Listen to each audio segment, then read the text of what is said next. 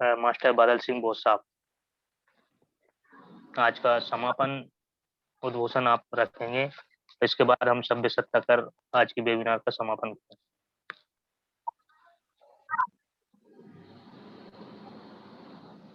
सादर नमो बुद्धाय। जय भीम। जय भीम। नमो।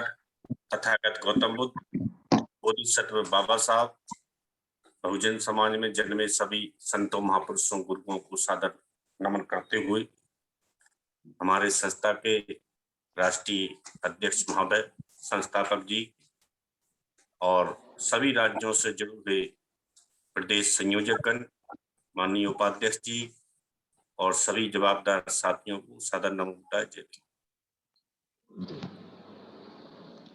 आज की वार्ता से जो निष्कर्ष निकल के आया उन्हें मात्र मैं संक्षिप्त में 3 बिंदुओं में कहूंगा जो बाबा साहब ने कहा था। बाबा साहब अम्बेडकर ने अपने विद्वत्तापूर्ण लेख में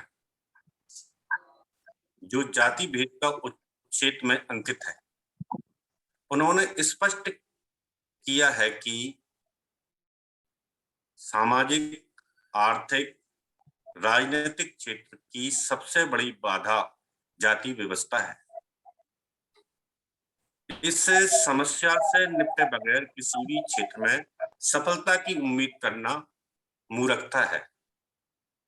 बाबा साहब ऐसे लिखते हैं, एनिहिलेशन ऑफ कास्ट में, turn in any direction you like, caste the biggest monster that will across you path, you can not have a political reform unless you kill the monster, you cannot have a social reform unless you kill the monster। बाबा साहब ने जाति व्यवस्था का बताया है।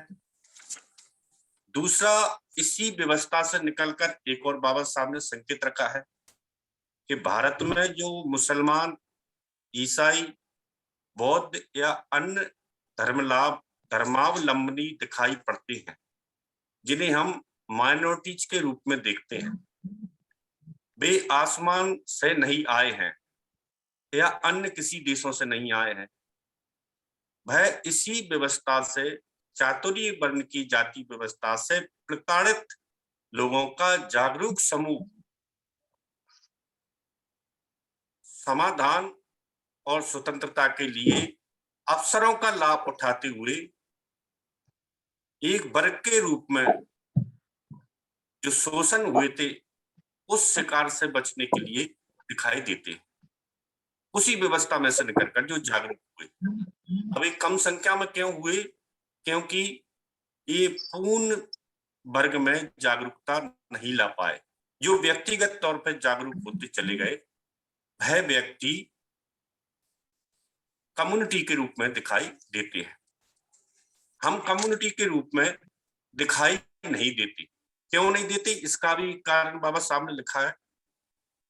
श्रीमन संस्कृति का पर्याय जब देखा जाता है तो हम भिक्खु संघ को श्रीमन संस्कृति का पर्याय मान लेते हैं, माना जाता है। वर्तमान में भिक्खु संघ आंदोलन के रूप में तथागत की शिक्षाओं को प्रचारित न कर आध्यात्मिक विचारधारा के भाग के रूप में नजर आते। भिक्खु संघ को छोड़ दे तो अन्य सामाजिक,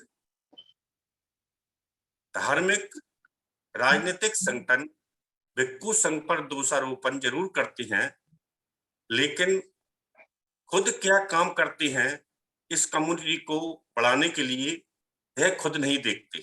तो राष्ट्रीय बौद्ध महासभा के संस्थापक महोदय ने हमारी पहचान दिलाने के लिए बाबा साहब की स्मृति के दिवस में सांची में जो कार्य किया जा रहा है, जिसे नाम धम्म संगति दिया गया है, ये धम्म संगति इतिहास में बहुत बड़ी धम्म संगति के नाम से अंकित होने जा रही है। आप सभी के प्रयासों से यह कार्य होगा और जैसे निर्देश मान्यवर संस्थापक जी द्वारा दिए जा रहे हैं, उन निर्देशों का पालन कर आप बिल्कुल भी डाउट न रखें। मैं इस बात को बहुत पहले रख चुका कि डाउट न करें किसी प्रकार का, कॉन्सेप्ट क्लियर रखें, जो भी बात समझ में नहीं आ रही है उसका डिस्कस करें और बिल्कुल अपने मन से भय निकाल दें। इन कार्यों को पूर्ण करने के लिए आप निर्भय होकर रहें और संस्था द्वारा, माननीय संस्थापक जी द्वारा जो निर्देश दिए जा रहे हैं, उन कार्यों को अपनाते हुए इस कार्य को हम अंजाम देंगे और हम सफल भी होंगे, ऐसा पूर्ण विश्वास आप आज ही से दिल में पैदा कर लें। और आज आपने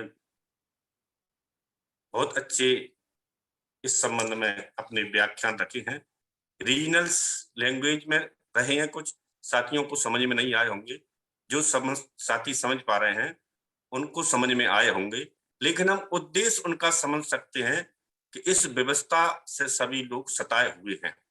इस सताए हुए लोगों को इस प्रकार की घेराबंदी कर एक साथ भारत में बनाए रखना राष्ट्रीय बौद्ध महासभा की जवाबदारी है। इस कार्य को हमें अंजाम देना है। आप सभी ने आज के कार्यक्रम में उपस्थित होकर अपना समय दिया, मैं आपका बहुत बहुत आभार व्यक्त करता हूँ। सादर नमो बुद्धाय, जय भीम। बहुत बहुत साधु साधु साधु साधु साधु साधु।